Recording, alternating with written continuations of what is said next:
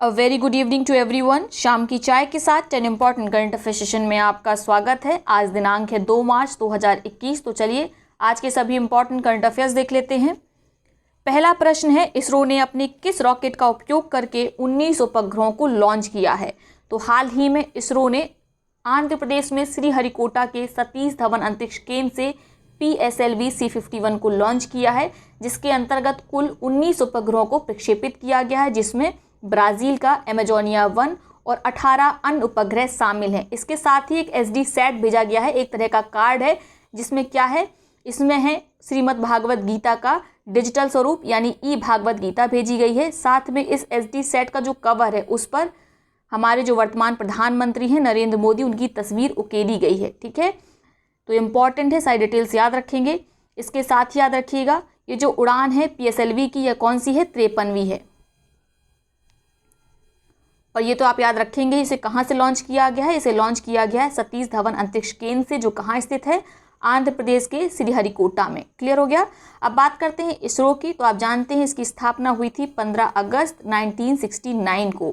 ठीक है, 1969 को इसकी स्थापना हुई थी। किसके द्वारा की गई थी? विक्रम साराभाई के द्वारा। ठीक है, और इसका हेडक्वार्टर आप जानते हैं बेंगलुरु में है। ठीक है, और जो ब्राज़ील ने एमेजोनिया 1 भेजा है उसका उद्देश्य क्या है? उसका उद्देश्य है डेटा एकत्रित करना, आंकड़े एकत्रित करना। किस तरह के आंकड़े? जो अमेजोन जंगल हैं उसकी सघनता, विविधता और जो अवैध कटाई वनों की हो रही है, इन सब का डाटा एकत्रित करने के लिए ब्राज़ील ने एमेजोनिया 1 प्रक्षेपित करवाया है भारत के PSLV C51 द्वारा। क्लियर हो गया। अब देखते हैं अगला प्रश्न। भारतीय वायुसेना की एरोबेटिक डिस्प्ले टीमें किस देश के स्मारक एयर शो में भाग लेंगी? मोस्ट इम्पॉर्टेंट, तो हाल ही में भारत के 23 विमान हिस्सा लेंगे एरोबेटिक डिस्प्ले में। ठीक है, और कौन शामिल है इसमें? भारतीय वायुसेना। याद रखेंगे। ठीक है, एक तरह का एयर शो है जिसमें हमारी जो टीम है एरोबेटिक डिस्प्ले टीम है, ये एक तरह का डिस्प्ले शो ही है जिसमें श्रीलंका और भारत की टीमें हिस्सा ले रही हैं और भारत के कुल 23 विमान इसमें हिस्सा लेंगे। ठीक है, अगला प्रश्न देखते हैं। भारत ने बार्क द्वारा विकसित डिजिटल कोबाल्ट थेरेपी मशीन किस देश को दान की है?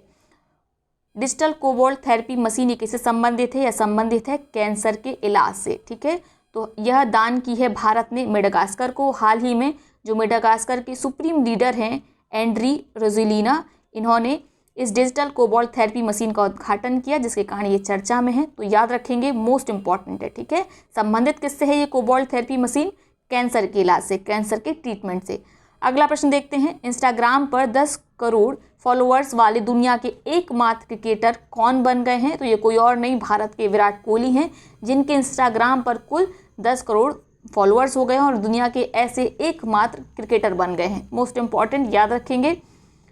अगला प्रश्न देखते हैं। हाल ही में किसने INS उत्कर्ष का दौरा किया? Most important. ठीक है, किसने हाल ही में इसका दौरा किया है? रामनाथ कोविंद ने। ये INS उत्कर्ष है क्या?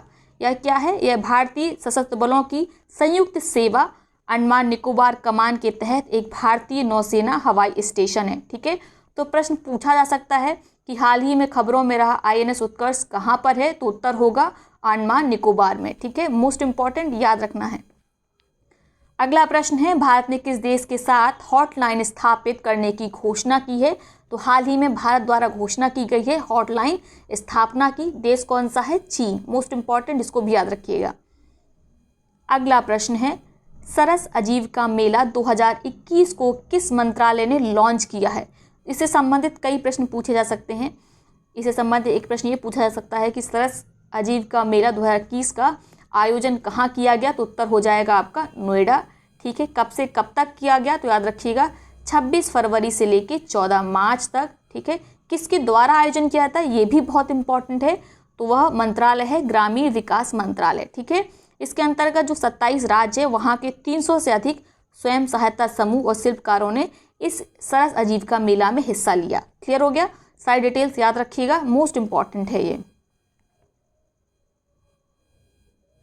शून्य भेदभाव दिवस कब मनाया जाता है? यह मनाया जाता है 1 मार्च को, जीरो डिस्क्रिमिनेशन डे। ठीक है, इसकी थीम याद रखिएगा। थीम क्या है? And inequalities. मोस्ट इंपॉर्टेंट, याद रखेंगे। ठीक है, इसको 2014 में पहली बार मनाया गया था, 1 मार्च 2014 को। दिसंबर 2013 में मनाने का निर्णय लिया गया था। निर्णय किसने लिया था? संयुक्त राष्ट्र एड्स कार्यक्रम के द्वारा, UN एड्स के द्वारा यह निर्णय लिया गया था कि 1 मार्च से को हर वर्ष क्या मनाया जाएगा, शून्य भेदभाव दिवस मनाया जाएगा, जीरो डिस्क्रिमिनेशन डे मनाया जाएगा। ठीक है, पहली बार कब मनाया गया था, 1 मार्च 2014 को, याद रखेंगे। किसके द्वारा मनाया जाता है, UN एड्स के द्वारा, संयुक्त राष्ट्र एड्स कार्यक्रम के द्वारा। अगला प्रश्न है, सेंट्रल बैंक ऑफ इंडिया के प्रबंध निदेशक और मुख्य कार्यकारी अधिकारी CEO के रूप में किसे नियुक्त किया गया है। तो हाल ही में मटम या माटम वेंकट राव को CEO के रूप में नियुक्त किया गया है सेंट्रल बैंक ऑफ इंडिया का। ठीक है, इन्होंने स्थान लिया है पल्लव महापात्रा का, मोस्ट इंपॉर्टेंट, याद रखेंगे। ठीक है, अब बात करते हैं सेंट्रल बैंक ऑफ इंडिया की। इसकी स्थापना 1911 में हुई थी। तो ये जो भारत की सर्वाधिक पुरानी बैंक हैं उनमें से एक है। ठीक है, और इसका हेडक्वार्टर कहाँ है, मुंबई में है। क्लियर हो गया। तो ये हैं आज की सारी इंपॉर्टेंट अपडेट्स। अब देख लेते हैं आज के प्रश्नों को, जिनका जवाब आप कमेंट बॉक्स में देंगे। पहला प्रश्न है, 2021 के लिए ब्रिक्स की अध्यक्षता कौन सा देश करेगा। आपके विकल्प हैं भारत, चीन, रूस, ब्राज़ील। ठीक है। दूसरा प्रश्न है, उत्तर प्रदेश सरकार ने किस वरिष्ठ साहित्यकार को भारतीय सम्मान देने की घोषणा की है, और इस वर्ष जो घोषणा की गई है वह 2019 के लिए की गई है। अब आपको बताना है कि भारतीय सम्मान देने की घोषणा किन के लिए की गई है। आपके विकल्प हैं डॉक्टर सूरबाला, डॉक्टर उषा किरण खान, सरोज त्रिपाठी, या इनमें से कोई नहीं। तीसरा और अंतिम प्रश्न है, जिसका जवाब आप कमेंट बॉक्स में देंगे। तीनों प्रश्नों का जवाब एक ही कमेंट में लिखिएगा, ताकि जिसका सही कमेंट होगा उसे पिन किया जा सके। ठीक है। अंतिम प्रश्न है, विश्व निकाय प्रमुख एंटोनियो गुटेरस ने किस भारतीय अर्थशास्त्री को संयुक्त राष्ट्र पर्यावरण कार्यक्रम यूनिप के न्यूयॉर्क कार्यालय में सहायक महासचिव नियुक्त किया है। पिछली बार शायद मैंने आपको गलत बता दिया था। यूनिप का हेडक्वार्टर कहाँ है, नैरोबी में है। ठीक है, याद रखेंगे। या इसका कार्यालय है न्यूयॉर्क में, ये अलग बात है, और हेडक्वार्टर अलग होता है। हेडक्वार्टर कहाँ है, नैरोबी में है, याद रखिएगा। ठीक है। अब बात कर लेते हैं पिछले प्रश्नों की। तो पहला जो पिछला प्रश्न था, राष्ट्रीय युद्ध स्मारक संबंधित कथनों पर विचार करें। राष्ट्रीय युद्ध स्मारक का प्रस्ताव सर्वप्रथम वर्ष 1960 में रखा गया था। दूसरा कथन है, 25 फरवरी 2021 को राष्ट्रीय युद्ध स्मारक की 3री वर्षगांठ मनाई गई। तो जो आपका पहला कथन है राष्ट्रीय युद्ध स्मारक संबंधित, वह बिल्कुल सही है। इसका पहली बार प्रस्ताव रखा गया था 1960 में। ठीक है।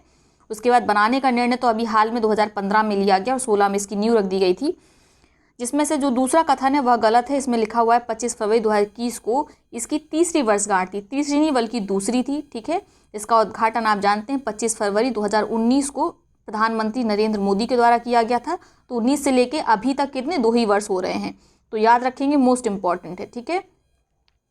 अगला प्रश्न था, कोवैक्स कार्यक्रम के तहत कोरोना वायरस टीके का शिपमेंट प्राप्त करने वाला दुनिया का पहला देश कौन बन गया है। तो भारत ने उन सभी देशों के लिए जो इकोनॉमिकली या कहें साइंटिफिक क्षेत्र में इतने ज़्यादा डेवलप नहीं है कि अपनी स्वयं की वैक्सीन डेवलप कर पाएँ, या इतने ज़्यादा आर्थिक रूप से मजबूत नहीं है कि वो अन्य देशों से जिन्होंने वैक्सीन ईजाद कर ली उनसे वैक्सीन खरीद पाएँ। तो भारत ने एक कार्यक्रम चलाया था, उन सभी देशों को भारत क्या करेगा, मुफ्त में, फ्री में जो वैक्सीन है वो उपलब्ध कराएगा। तो भारत की जो कोविशील्ड है, जिसे सीरम इंस्टीट्यूट ने डेवलप किया है, इसका पहला शिपमेंट भारत ने घाना भेजा है। इसको याद रखेंगे, कार्यक्रम याद रखेंगे, कोवैक्स कार्यक्रम। ठीक है, मोस्ट इंपॉर्टेंट है। किससे संबंधित है, देशों को मुफ्त में जो कोविड-19 की वैक्सीन है मुहैया कराने संबंधित है। ठीक है, क्लियर हो गया।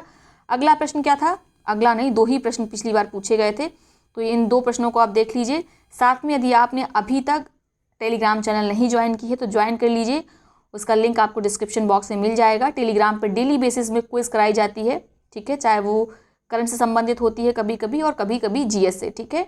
साथ में 7 मार्च को जीएस का टेस्ट होगा। ठीक है, सेकंड टेस्ट है ये टेस्ट जो चल रहे हैं यूपीपीसीएस प्री के लिए। ठीक है।